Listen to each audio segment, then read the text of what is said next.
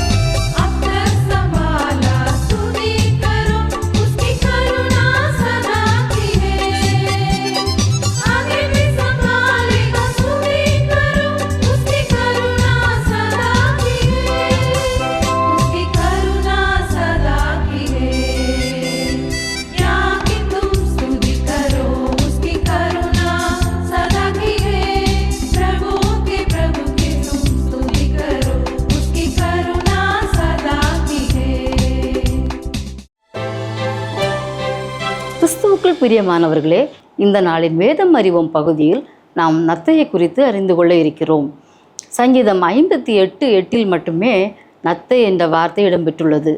பொதுவாக நத்தைகள் நிலநத்தை, நன்னீர் நத்தை, கடல் நத்தை என 3 வகைப்படுத்தப்பட்டுள்ளது. நத்தைகள் முட்டைகளிலிருந்து குஞ்சு பொரிக்கின்றன. நத்தைகளுக்கு ஆண் மற்றும் பெண் இனப்பெருக்க உறுப்புகள் உள்ளன. இதனால் நத்தை இருபால் உயிரி என வகைப்படுத்தப்பட்டுள்ளது. இருப்பினும் அவை பொதுவாக தாங்களாகவே சந்ததிகளை உருவாக்குவதில்லை. அவை மற்றொரு நத்தையுடன் இணைகின்றன, பின்னர் இரண்டும் முட்டையிடுகின்றன. நத்தை முட்டைகள் குஞ்சு பொரிக்க பொதுவாக 2 முதல் 4 வாரங்கள் ஆகும். நத்தைகள் வளரும்போது ஓடுகளை மாற்றாது. அதற்கு பதிலாக ஓடு அவற்றுடன் வளருகிறது. நத்தையின் ஓடு கால்சியம் கார்பனேட்டுகளால் ஆனது. நத்தைகள் பூமியில் உள்ள மெதுவான உயிரினங்களில் ஒன்றாகும். நத்தைகள் நிறுத்தாமல் நகர்ந்தால் 1 கிலோமீட்டர் கடக்க 1 வாரத்திற்கு மேல் ஆகும். ஆனால் அவை ஒரே வேகத்தில் நகரும்போது நத்தைகள் ஈரமான தடயத்தை விட்டு செல்கின்றன. இந்த ஈரம் அவை கடந்து செல்லும் போது மேற்பரப்பில் ஏற்படும் உராய்வை குறைக்க ஒரு மசகு இணையைப் போல் செயல்படுகிறது. இது எந்த வகையிலும் நத்தைக்கு பாதிப்பை ஏற்படுத்தாது. ஏனெனில் அதன் சுரப்பிகள் தொடர்ந்து புதிய ஈரப்பசையை உற்பத்தி செய்கின்றன. நத்தைகளின் மெதுவான இயக்கம் மற்றும் ஈரத்தடம் அவற்றை சோம்பல் மற்றும் சிதைவுக்கு ஒரு பொருத்தமான உருவகமாக மாற்றியது. அந்த கால மக்களால் எளிதில் புரிந்து கொள்ளக்கூடியதாகவும் இருந்தது. நத்தைகள் பல வகையான ஒட்டுண்ணிகளை கொண்டுள்ளன. அவை அவற்றை கொல்லாவிட்டாலும் அவற்றை வேட்டையாடுபவர்களையோ அல்லது நத்தைகளை உண்ணும் விலங்குகளையோ பாதிக்கவோ அல்லது கொல்லவோ முடியும். மோசமாக சமைக்கப்பட்ட நத்தைகளை உண்ணும் மனிதர்கள் கூட கடுமையாக நோய்வாய்ப்படலாம். ஹெலிக்ஸ் ஆஸ்பர்சா மற்றும் ஹெலிக்ஸ் போமாஷியா ஆகிய 2 பெரிய வகை நத்தைகளை சிரியா மற்றும் பாலஸ்தீன கிறிஸ்தவர்கள் குறிப்பாக லெந்து காலத்தில் சேகரித்து வேக வைத்து சாப்பிடுகிறார்கள். யூதர்கள் அவற்றை அசுத்தமானவை என்று அறிவித்து அவற்றை சாப்பிடுவதில்லை. நத்தைகள் சூரிய ஒளியை விரும்புவதில்லை. அதனால்தான் மேகமூட்டமான நாட்களில் அவற்றை அதிகமாக நாம் காணலாம். நத்தையின் மீது உப்பு போட்டால் நத்தைகள் இறந்துவிடும். நத்தை சிறியது, ஆனால் பலவீனமானது அல்ல. நத்தைகள் வலிமையானவை. செங்குத்து நிலையிலும் தங்கள் உடல் எடையை விட 10 மடங்கு வரை தூக்கி செல்லக்கூடியது. பண்டைய இஸ்ரவேலில் நத்தைகள் அன்றாட இயற்கை சூழலின் ஒரு பகுதியாக இருந்திருக்கின்றன. பொருளாதார மற்றும் கலாச்சார மதிப்பின் அடிப்படையில் குறிப்பிடத்தக்க விலங்கு இல்லை என்றாலும் அவற்றின் இருப்பு இலக்கியம் மற்றும் போதனைகளில் குறிப்பிட்டு பயன்படுத்தப்பட்டுள்ளது. சங்கீதம் 58:8 இப்படியாக நாம் வாசிக்கிறோம்: கரைந்து போகிற நத்தையைப் போல் ஒளிந்து போவார்களாக, ஸ்திரீயின் முதிரா பிண்டத்தைப் போல் சூரியனை காணாதிருப்பார்களாக. இந்த பகுதியில் நத்தை என்பது இறுதியில் அதன் நோக்கத்தை அடையாமல் அழிந்து போகும் ஒன்றின் கருத்தை விளக்க உருவகமாக பயன்படுத்தப்படுகிறது. ஒரு நத்தை அதன் சேற்றில் கரைவது துன்மார்க்கரின் வீழ்ச்சியின் அடையாளமாக சொல்லப்படுகிறது. சங்கீதக்காரரின் இந்த உருவகத்தின் பயன்பாடு இயற்கை உலகம், வேதத்தின் சத்தியம் மற்றும் வாழ்க்கை ஒழுக்கங்களை தெரிவிக்க பயன்படுத்தப்படுகிறது என்பதை காட்டுகிறது. மேலும் சங்கீதத்தில் நத்தையின் பயன்பாடு தெய்வீக நீதியை எடுத்து காட்டுகிறது. துன்மார்க்கருக்கு வீழ்ச்சியை கொண்டு வரும்படி சங்கீதக்காரன் கர்த்தரை அழைக்கிறார். நத்தையை அவர்களின் முடிவின் அடையாளமாக பயன்படுத்துகிறார். தீமை தற்காலிகமானது, ஆனால் நீதியே வெல்லும். வாழ்க்கையின் நிலையற்ற தன்மை மற்றும் தேவனின் நியாய தீர்ப்பின் முன் துன்மார்க்கம் பயனற்றது என்பதை நினைவூட்டுவதாக இந்த நத்தையின் உருவகம் காணப்படுகின்றன. நத்தை பொறுமையின் சின்னமாக அறியப்படுகிறது. நமது விசுவாச பயணத்தில் ஆண்டவருடன் நேரம் ஒதுக்குவதன் முக்கியத்துவத்தை எடுத்துரைக்கின்றது. மெதுவான முன்னேற்றத்தை ஏற்றுக்கொள்ள நம்மை ஊக்குவிக்கின்றன. நத்தை மனத்தாழ்மையின் மதிப்பை எடுத்து காட்டுகின்றன. உண்மையான மகத்துவம் அடக்கமான செயல்களிலிருந்தும் நமது சொந்த வரம்புகளை அங்கீகரிப்பதிலிருந்தும் வருகிறது என்பதை நமக்கு நினைவூட்டுகின்றன. பிரியமானவர்களே, என்னுடைய பெயர் டெனிஸா டேவிட்சன். நான் ஒரு சைக்கியாட்ரிஸ்ட், ஆக்லண்ட், நியூசிலாண்ட்லேருந்து பேசுகிறேன். நம்ம இன்றைக்கு என்ன பார்க்க போகிறோன்னா, ஃபோபியாஸில் ஃபியர் ஆஃப் ஃப்ளையிங் அதை பார்க்க போகிறோம். ஃபியர் ஆஃப் ஃப்ளையிங் அனைவருக்கும் இருக்கலாம். ஆனாலும் அதை ஓவர் கம் பண்ணி நம்ம ஒரு ஃப்ளைட்டில் போகிறது பிரச்சனையாக இருக்காது. சிலருக்கு ஃபியர் ஆஃப் ஃப்ளையிங் ரொம்ப அதிகமாக இருக்கும் பொழுது அவங்களுக்கு பேனிக் அட்டாக் வந்துடலாம், இல்லைன்னா உமட்டலாம், வயிறு கலக்கலாம், வாந்தி வரலாம், இல்லைன்னா ஸ்வெட்டிங் வரலாம், மயக்கம் வரலாம், தலை சுற்றலாம். இது ஒரு ஃப்ளைட்டில் போகணுன்னாலே ரொம்ப பயம் வந்துடலாம் அவங்களுக்கு. சிலர் இந்த பயத்தினால ஃப்ளைட்டையே மிஸ் பண்ணிடுவாங்க, இல்லைனா ஃப்ளைட்டை மாற்றிக்கிட்டே இருப்பாங்க, போஸ்ட்போன் பண்ணிக்கிட்டே இருப்பாங்க. இன்றைக்கி போகிறது போல் நாளைக்கு போயிடுறேன், இல்லைன்னா நாளை கழிச்சு போயிடுறேன் அப்படின்னு. சிலருக்கு இந்த பயங்கள் இருக்கிறதுனால அவங்களுக்கு ஒரு ஹாலிடே போகணும், வேறு எங்கேயாவது ஃப்ளைட்டில் தான் போக முடியும் மாதிரி ஒரு லொக்கேஷன் அப்படின்னா ஹாலிடே அங்கே போக மாட்டாங்க. சிலருக்கு ஒர்க்கு கூட கொஞ்சம் வெளிநாட்டிலையோ எதுலேயோ ஒர்க் ஆப்பர்ச்சுனிட்டி வருது அப்படின்னா போகிறதுக்கு பயம். ஏன்னா நான் ஏரோப்ளேனில் போகணும், என்னையால் அது பண்ண முடியாது அப்படின்னு பயம். ஸோ இந்த மாதிரி பயங்கள் எதனால் வரலாம்? ஏன்னா இப்போ நமக்கு டிவியில் இல்லைனா மீடியாவில் நிறையா இன்ஃபர்மேஷன் வருது. ஃப்ளைட்டில் இப்படி ஆயிடலாம், இல்லைன்னா இப்படி இந்த ஃப்ளைட்டில் ஆயிட்டு மீடியாவில் நம்ம பார்க்கும்போது அது ஒரு பயம் கொடுக்கலாம். சிலவங்களுக்கு சாதாரணமாகவே ஆங்ஸைட்டி, பேனிக் அட்டாக்ஸ் அதெல்லாம் இருக்கும்பொழுது இந்த மாதிரி ஃப்ளைட்டில் போகிறது இன்னும் அதிகமாக பயமாக இருக்கலாம். சிலருக்கு டேக் ஆஃப் பண்ணும்போது இல்லைன்னா லேண்ட் பண்ணும்போது பயம் அதிகமாக இருக்கலாம். சிலருக்கு ஒருவேளை முந்தி ஃப்ளைட்டில் போயிருந்துருப்பாங்க, அப்போது ஏர் டர்புலன்ஸ் வந்திருக்கும். வெதர் கண்டிஷன்ஸ்னால உங்களுக்கு ஃப்ளைட் ரொம்ப குலுங்குறது, டர்புலன்ஸ், அந்த மாதிரி எக்ஸ்பீரியன்ஸ் பண்ணியிருந்தாங்க. இல்லைன்னா அந்த மாதிரி எக்ஸ்பீரியன்ஸ் பண்ண அவங்க சொல்கிறத கேட்டாங்க அப்படின்னா அது கூட பயம் கொடுக்கலாம். இன்னும் நிறையா பிரச்சனைகள் வரலாம். நம்ம ஏர் க்ரஷ் பற்றி ஏதாவது வாசிக்கிறோம், இல்லைன்னா வேறு ஏதாவது கேள்விப்படுறோம் அப்படின்னா அதுவும் பயம் கொடுக்கலாம். அதனால இந்த பயம் இருக்கும் பொழுது நமக்கு நம்முடைய ஃபங்க்ஷனிங், அதாவது எனக்கு ஃப்ளைட்டு புக் பண்ணாலும் எனக்கு போய் உட்கார முடியலை, எனக்கு ஒரு ஹாலிடே பண்ண முடியலை, ஒரு வேலை பார்க்குறதுக்கு வெளியூர் போனால் பண்ண முடியலை, அந்த மாதிரி சூழ்நிலை இருக்கும்போது இதை நீங்கள் மேனேஜ் பண்ணுறது வந்து உங்களுக்கு யூஸ்ஃபுல்லாக இருக்கும். அதை எப்படி நீங்கள் மேனேஜ் பண்ண முடியும்? முதல்ல உங்களை நாலேஜால் எக்யூப் பண்ணிக்கோங்க. இப்போது ஃப்ளைட்டில் போனால் நான் எப்படி இந்த ஏர்க்ராஃப்ட் எப்படி இருக்கும் அப்படின்னு அந்த ஏர்க்ராஃப்ட் பற்றி பாருங்கள். அதுக்கப்புறம் அந்த ஹோல் ப்ரொசீஜர் வந்து உங்கள் மைண்டில் ரன் பண்ணுங்கள்.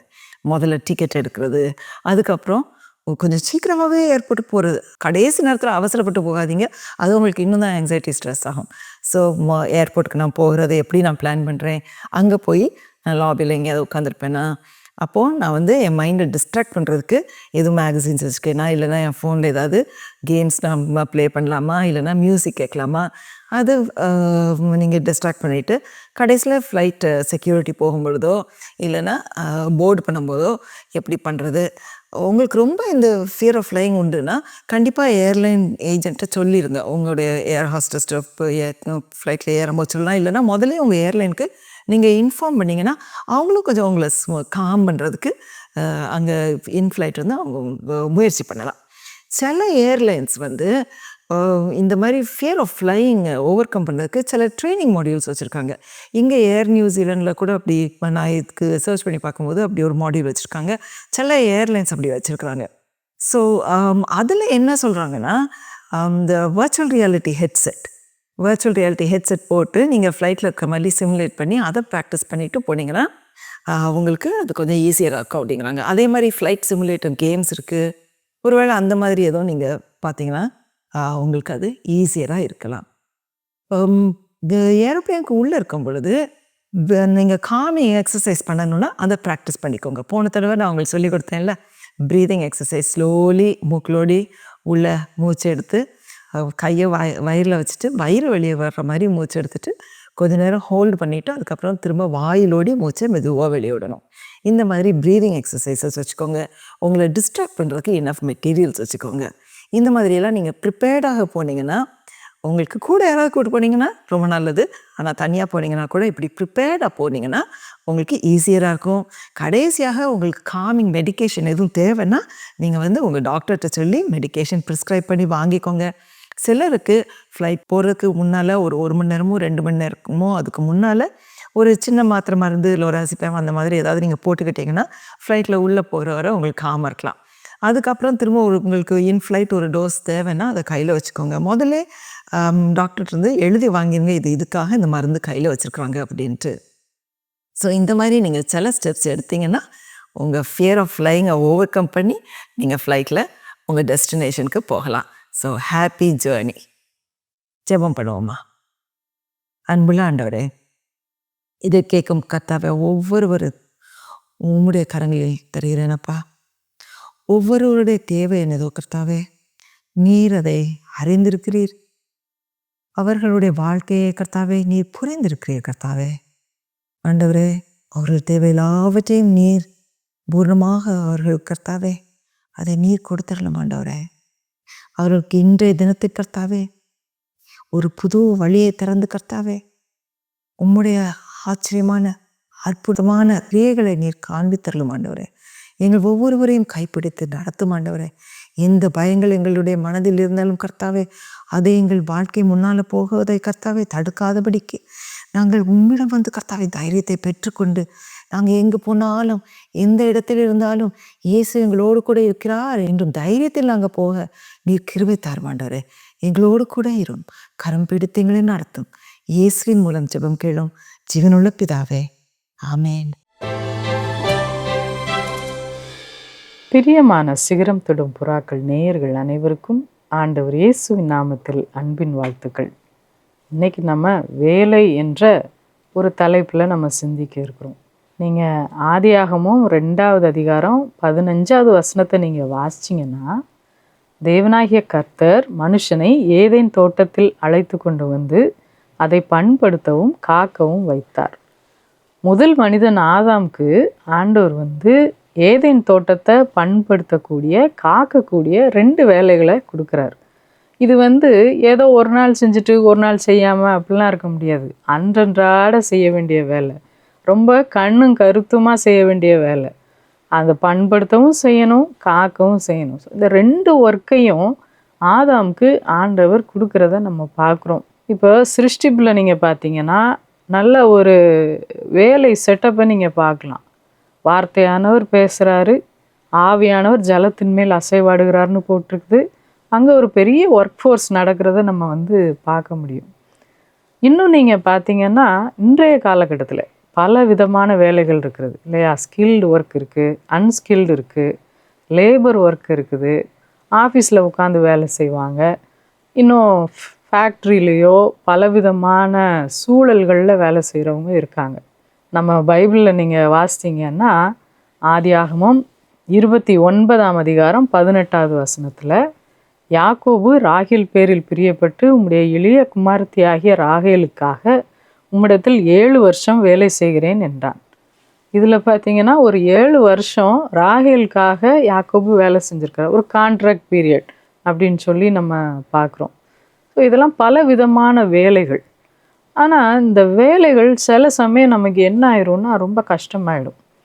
நிறைய பேர் ஒரு அன்வில்லிங் ஒர்க்கு எத்திக்ஸோடு வேலை செய்வாங்க. வேலையை ஒரு விருப்பம் இல்லாமல் ஏதோ கடமையாக ஐயோ சம்பாதிக்கணுமே என்று சொல்லி வேலைக்கு நம்ம போகிறத நிறைய இடங்களில் பார்க்கலாம். இப்போ இஸ்ரவேல் ஜனங்களை நீங்கள் எடுத்துக்கோங்களேன். இஸ்ரவேல் ஜனங்கள் எகிப்தில் அடிமைகளாக இருந்தாங்க. அடிமைகளாக இருந்த அந்த இஸ்ரவேல் ஜனங்கள் அங்கே வேலை செஞ்சாங்க. யாத்ராகமம் 1:14 நீங்கள் வாசித்து பார்த்தீங்கன்னா, சாந்தும் செங்கலுமாகிய இவைகளை செய்யும் வேலைனாலும் வயலில் செய்யும் சகலவித வேலைனாலும் அவர்களுக்கு அவர்கள் ஜீவனையும் கசப்பாக்கினார்கள். அவர்களை கொண்டு செய்வித்த மற்ற எல்லா வேலைகளிலும் அவர்களை கொடுமையாய் நடத்தினார்கள். ஒருவேளை அவங்களுடைய வேலை ரொம்ப கடினமாக இருந்தது. அது மாத்திரம் இல்லை, வேலையே கடினம், அதை நடத்தினவங்களும் ரொம்ப அவங்கள மோசமாக நடத்தினாங்கன்னு சொல்லி வேத புத்தகத்தில் எழுதப்பட்டிருக்குது. அப்போ இந்த மக்களுக்கு எப்படி இருந்ததா? அந்த வேலை அவங்களுக்கு அவங்க உயிர் போனால் பரவாயில்ல, அந்த அளவுக்கு அவங்க கசப்பாயிட்டாங்க. நிறைய நேரங்களில் அநேகருடைய வாழ்க்கையில் இது உண்மையாக இருக்குது. ஏண்டா வேலை செய்கிறோம், ஏண்டா போகிறோம் அப்படின்ற ஒரு மன சோர்வுக்குள்ளாகவும், வேறு வழி இருக்குதா, வேறு வழியே இல்லையே, எப்படி புல்லான் பண்ணுறது, இப்படியெல்லாம் கேள்விகளோடு இருக்கக்கூடியவங்க இந்த காலகட்டங்களில் இருக்கிறாங்க. அநேக இடங்களில் பார்த்திங்கன்னா அந்த ஒர்க் ஸ்ட்ரெஸ்ஸுனால் தங்களை மாய்த்து கொண்டவங்க இருக்கிறாங்க. அப்படிப்பட்ட சூழலிலும் காலகட்டத்திலும் நம்ம வாழ்கிறோம். அப்போ அப்படி பார்க்கும் பொழுது மனிதன் வேலை செய்கிறதுக்கு தான் ஆண்டவர் அழகாக உருவாக்கி வச்சிருக்கிறாரு.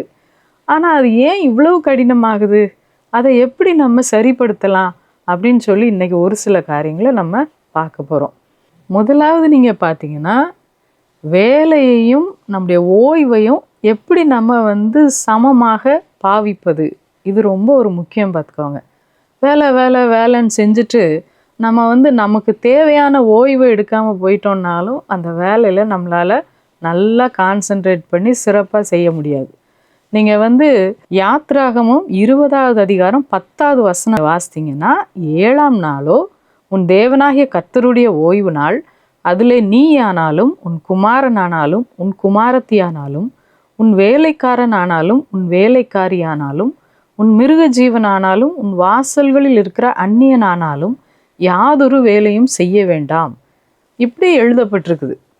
அப்போது 7வது நாள், வாரத்தில் 6 days ஒர்க்கிங், 7th day 7வது நாள் கொஞ்சம் நீங்கள் என்ன செய்யணும், ரெஸ்ட் பண்ணணும் அப்படின்னு சொல்லி சொல்லப்படுது. ஏன்னா ஆண்டவர் 6 நாளைக்குள்ளே இந்த உலகத்தை சிருஷ்டித்தார், சிருஷ்டித்தப்புறம் 7ஆம் நாள் ஓய்ந்திருந்தார் அப்படின்னு நமக்கு எழுதப்பட்டிருக்கிறது இல்லையா? அப்போ ஓய்வு நாளுன்னொன்னே அன்றைக்கி வேறு ஒரு வேலையும் செய்யக்கூடாதோ, நல்ல மொபைலை பார்த்துட்டு படுத்து கிடந்துட்டு இப்படி தான் ஒரு என்ஜாய்மெண்ட் பண்ணணுமோன்னு இன்றைக்கி இருக்கிற நிலையில் நமக்கு சிந்திக்க தோணும். அதனுடைய அர்த்தம் அதுவல்ல. 7வது நாளை ஆண்டவர் பரிசுத்தப்படுத்தினார் என்று சொல்லி எழுதப்பட்டிருக்கிறது. அப்போ அந்த நாளில் ஆண்டவருடைய காரியங்களை சிந்திக்கும்படி நம்ம அழைக்கப்படுகிறோம். அந்த நாளில் என்ன ஆகுது, நம்முடைய ரெகுலர் ரொட்டீனை விட்டு நம்ம மாறுபட்டு ஆண்டவர் சமூகத்தில் காத்திருக்கிறோம், பாடல் பாடுகிறோம், தியானிக்கிறோம், கர்த்தருடைய வார்த்தையை வாசிக்கிறோம், இப்படி நம்மளை வந்து ரீஎனர்ஜைஸ் பண்ணுவதற்கு அந்த நாள் வந்து நமக்கு அதிக பயனுள்ளதாக இருக்கும். நம்முடைய வேலையும் நம்முடைய ஓய்வையும் சரியானபடி நம்ம பேலன்ஸ் பண்ணுறதுக்கு கற்றுக்கொள்ள வேண்டும். ரெண்டாவது நீங்கள் பார்த்தீங்கன்னா, நம்முடைய வேலை எப்படி இருக்கணும்னா, பரிசுத்த ஆவியானவர் நம்மை நிரப்பி நம்ம வேலை செய்யணும். பார்த்துக்கோங்க, தேவ ஆவியானவர் வந்து என்ன பண்ணுவார், நமக்கு ஞானம் கொடுப்பார். எந்த ஒரு ஒர்க்கையும் செய்கிறதுக்கு, அதை பேஷனேட்டாக செய்கிறதுக்கு ஆண்டவர் நல்ல ஞானம் கொடுப்பாரு. அப்போ அந்த ஞானம் கொடுக்கணுன்னா நம்ம அவருடைய ஆவினால் நிரப்பப்பட்டு வேலை செய்யணும்.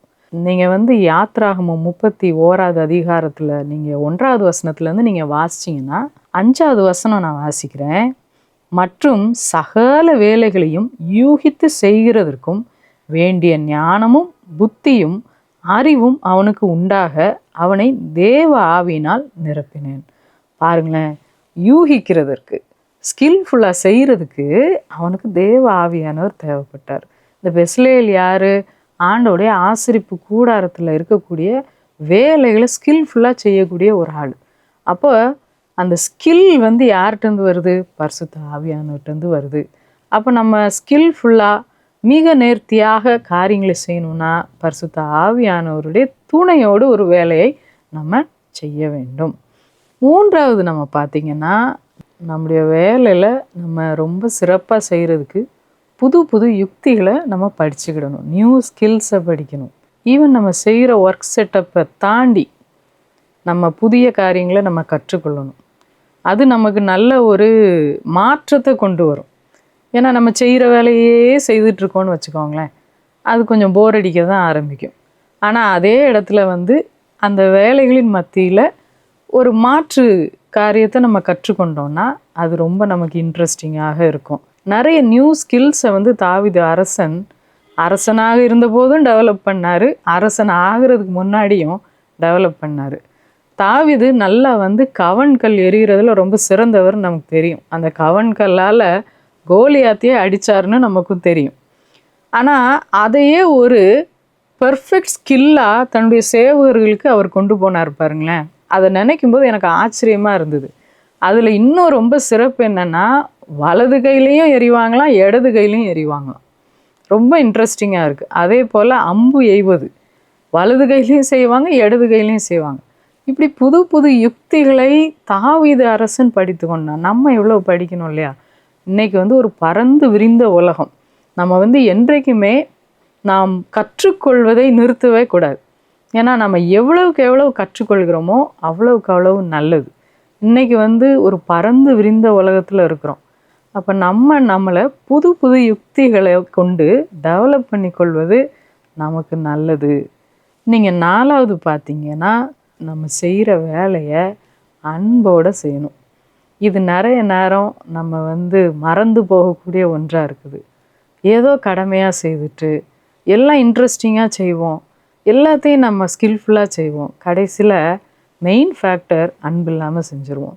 அப்படி ஆண்டவர் நம்மகிட்ட எதிர்பார்க்கல. நம்முடைய பிரயாசம், நம்முடைய வேலைகளில் அன்பு காணப்படட்டும் என்று சொல்லி நம்ம பார்க்குறோம். நீங்கள் வாசிச்சிங்கன்னா 1 தெசலோனிக்கேயர் 1:2 நீங்கள் பார்த்தீங்கன்னா, தேவனுக்கு பிரியமான சகோதரரே, உங்கள் விசுவாசத்தின் கிரியையையும் உங்கள் அன்பின் பிரயாசத்தையும் என்று எழுதப்பட்டிருக்கிறது. அப்போ பாருங்களேன், அன்பின் பிரயாசம், நம்முடைய பிரயாசத்தோட அன்பும் இருக்கணும் அப்படின்றத இது நமக்கு கற்றுக் கொடுக்குது. நம்ம அன்பு இல்லாமல் செய்கிறது ஈஸியாக அடுத்தவங்க ஐடென்டிஃபை பண்ணிடுவாங்க. அன்போடு செஞ்சிங்கன்னா அந்த வேலைக்கு வெயிட்டு குறையவே செய்யாது. இப்படி நம்ம இன்றைக்கி நிறைய வேலைகளை எப்படி செய்யணும்னு நம்ம பார்த்தோம் இல்லையா? கடைசியாக நம்ம ஒரே ஒரு வசனத்தை வாசித்து இந்த நாளில் நம்ம ஜெபிக்க போகிறோம். 1 கொரிந்தியர் 15:58 நம்ம வாசித்தோம்னா, ஆகையால் எனக்கு பிரியமான சகோதரரே, கர்த்தருக்குள் நீங்கள் படுகிற பிரயாசம் விருதாவாய் இராதென்று அறிந்து நீங்கள் உறுதிப்பட்டவர்களாயும் அசையாதவர்களாயும் கர்த்தருடைய கிரியையிலே எப்பொழுதும் பெருகுகிறவர்களாயும் இருப்பீர்களாக. நாம் ஜெபம் பண்ணுவோம்.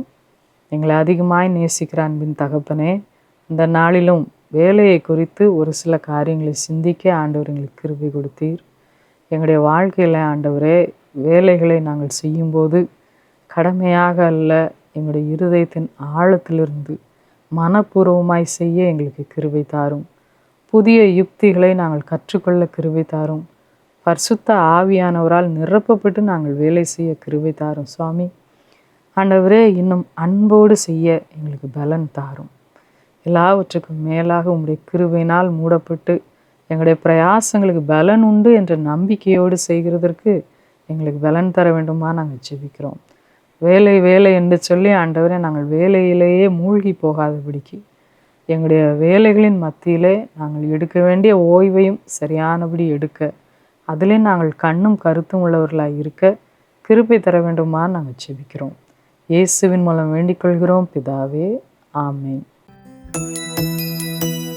விஸ்வவாணி என்பது இந்தியாவில் அறியப்படாத இடங்களில் நற்செய்தியை அறிவித்து தாழ்ந்து கிடக்கும் சமுதாய மக்கள் சமுதாயத்தில் உயர்ந்த நிலையை அடைவதற்கான அனைத்து கட்டமைப்புகளையும் ஏற்படுத்தி தரும் ஓர் மக்கள் இயக்கம்.